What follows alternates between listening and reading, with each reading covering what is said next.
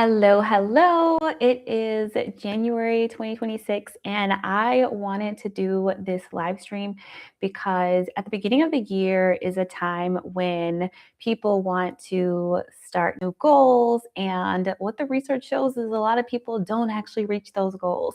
And so I wanted to do this in kind of correlation with some of the videos I'm putting out right now to try to ensure that you actually reach those goals that you're setting in this month of January 2026.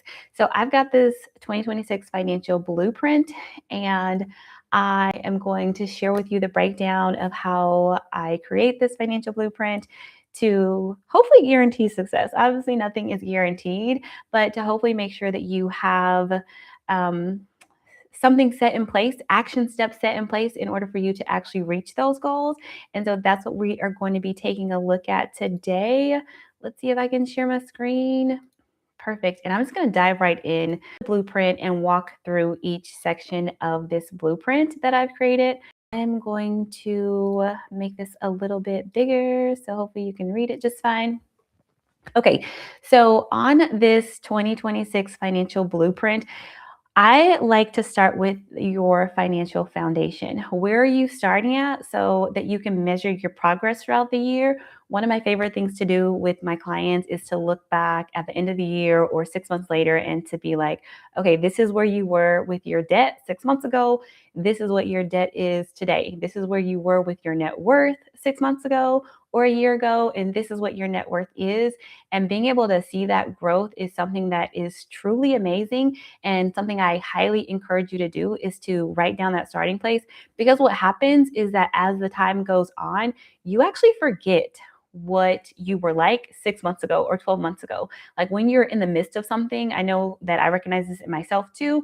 It's just a thing of like recency bias. Once you get out of that struggle journey that you're on and you're into a better place, sometimes it can be hard to remember how bad it really was. Not to say that you're in a bad situation, but just thinking of my own personal situations of like how bad it really was. Okay, so the first part is the financial foundation. What is your starting point? What do you own? What do you owe? So this is specifically looking at your net worth. And if you're like me and you use Monarch Money, you can easily see that inside of your Monarch Money. And I will switch over to that actually just to show that really quickly. So give me a moment. So right here, our Monarch. So if you use Monarch Money in the account section, they have that net worth for you, and you can look back over a year to see it. Now, of course, your information in here has to be up to date, like your investment accounts need to be connected correctly, your cash accounts, those numbers need to be correct. I'm just in a demo account for you to see this, but this can be a quick and easy way to just grab your net worth from there to make note of it. Or if you're using Monarch Money, then this could be just the record that you use. I know when I first started tracking my net worth, I just used a simple app on my phone. Like I just plugged in the numbers each month, and it was a manual thing. So just have some type of way in order for you to track your net worth. That net worth, it's really surprising, really encouraging, really cool to be able to look back at your net worth 10 years later. So I was just doing this the other night with my husband. We went out on a date, and on that money date, we just took some time to look at our net worth, and we looked back to what it was almost 10 years ago in 2017 when we first started checking it to where it is now. And it's really a cool thing to be able to see that. So the first thing you want to do is to track your net worth, to figure out what is your net worth and what is your starting place, so that you're able to look back and measure your starting place. So to calculate that, it's just going to be everything that you own minus your liabilities to get that net worth. And then the next part of this section, this here is your goals. So everybody comes with goals in the new year, but how do you actually make sure that you achieve those goals? You want to break them down. You want to have your big overarching goal, and then you want to break it down into actually specific smaller goals in order to help you to reach that goal. So on here, I've got an example is to pay off the Best Buy card. And then you also want to think about the why, because you have to have something that's motivating you to actually reach this goal. You can't just have a goal and not have a reason why you want to achieve that goal. And so why this goal matters is because it's on 0% interest right now, and I want to get this paid off before the interest kicks in.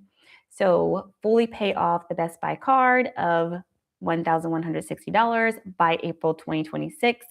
And how am I going to reach this goal? I will increase the monthly payments evenly to reach the goal, starting at $232 a month, starting in December, or since we're not in December, since we're in January, then whatever that amount would be. And so then I would break that down into specific action steps of what do I need to do. An action step would be that in January to March, I'm going to go and set up auto pay so that I am automatically paying the $232 or however much it's going to cost in order for me to reach this particular goal. So the first thing is really taking those goals that you have and to break them down into smaller goals that make sense that you can actually use to achieve your goals. Okay, I did stop sharing, but let me jump back over there. So you just want to think of all of your different goals and write them down. I would say focus on one or two, maybe three goals that you want to focus in on. Sometimes having more than that can be overwhelming to people. So start somewhere and then add on as it makes sense for you to. So I've just got another example here. I'll just go over one more. I want to meet with a financial planner.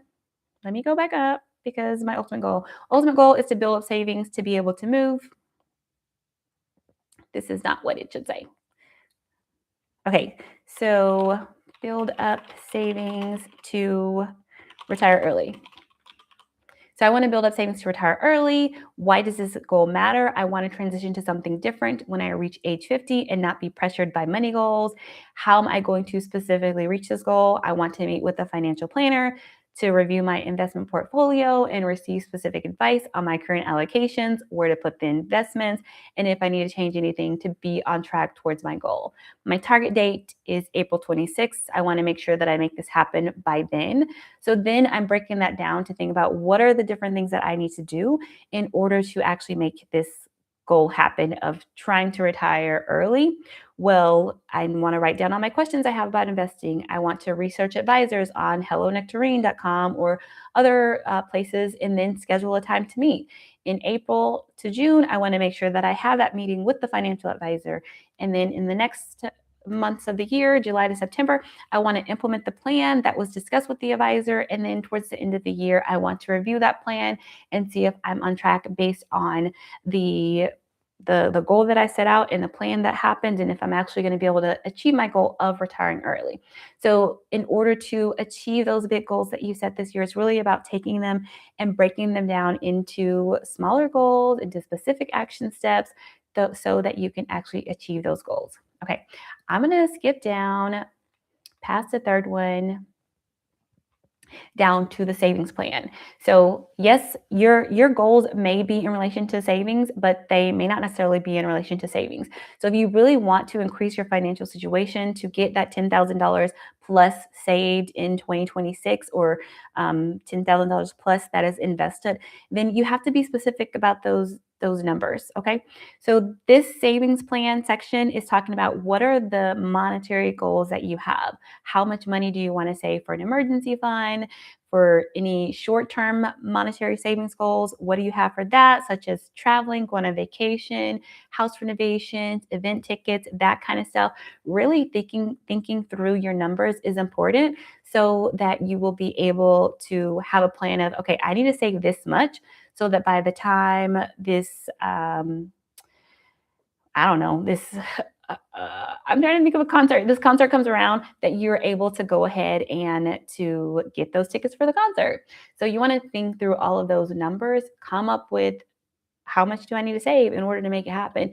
And then once you've got the numbers down of what you need to save to make it happen, go back into your spending plan, go back into your budget and see what do I need to change around? If you need to change anything around, go in, set up those automatic savings deposits so that you are able to reach the savings goals that you come up with in this particular section.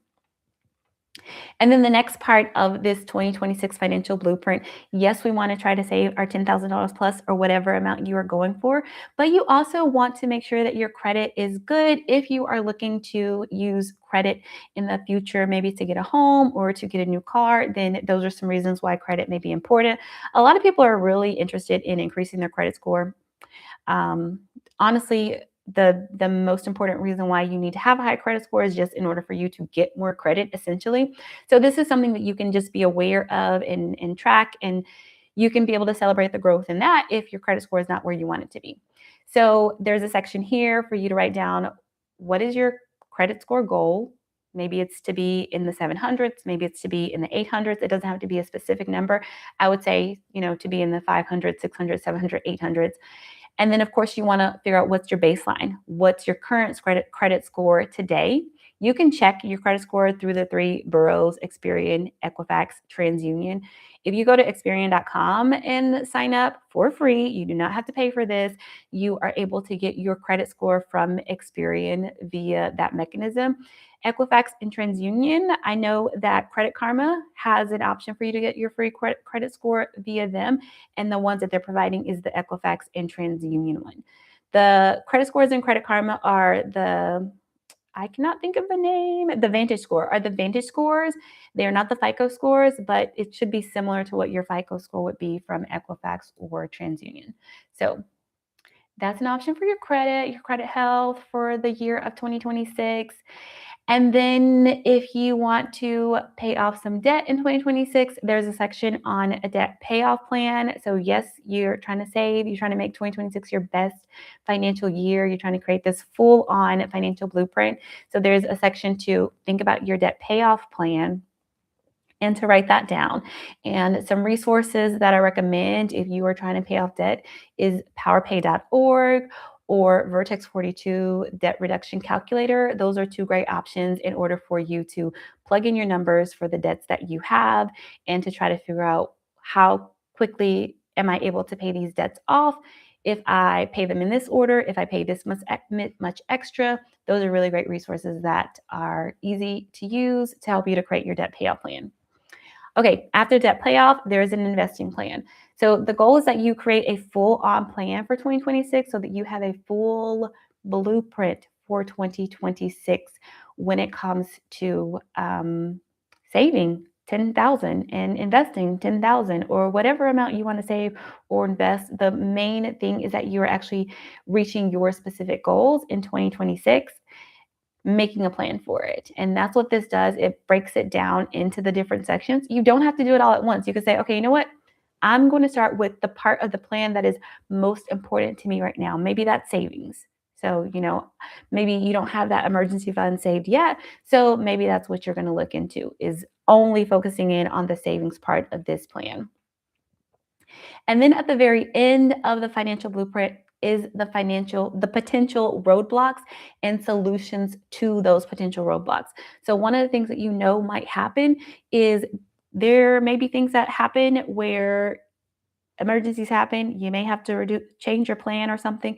And so try to anticipate those things and figure out solutions now of what you can do when they happen. So my example that I have written down here is I overspend when I am stressed. That's something that's common for a lot of people, overspending in a time when you are stressed out, which can mean if I'm overspending, I'm not going to be able to put more into my savings account, or I'm not going to be able to pay more towards my debt that month. So what could be a solution to my overspending when I'm stressed? I could do a 5-minute meditation. I could remove my credit cards from apps that trigger me to spend. I could delete the apps that trigger me to spend. So it's really also about not just writing out that plan, but also thinking about potential roadblocks and solutions. And then finally is the accountability plan. So how am I going to stay accountable so that I can actually reach my 2026 financial goals for this year? And one of the best suggestions would be to have an accountability plan, have an accountability partner, have someone that you can lean on and talk to and encourage you and encourage each other so that you can both, or multiple people, it doesn't have to be two, you can maybe even make a little small group of people that come together in order to have accountability to actually stay on track to reach your goals. What do you want to do to stay accountable? Maybe you're going to work with a financial coach, because a financial coach can help you with that accountability portion, and they can also help you with the actual, budgeting assistance, or any hangups that you are having when it comes to trying to make the breakthroughs with your money that you want to. All right, so I just wanted to jump in here really quick to go through how to create a 2026 financial blueprint. And if you are trying to save $10,000 this year or more, then or less, this can be a way to help you get a specific plan in place in order to do that. This is the document that can help you to do that. If you have any questions, leave them down in the comment section below. And that's all for today. Thank you.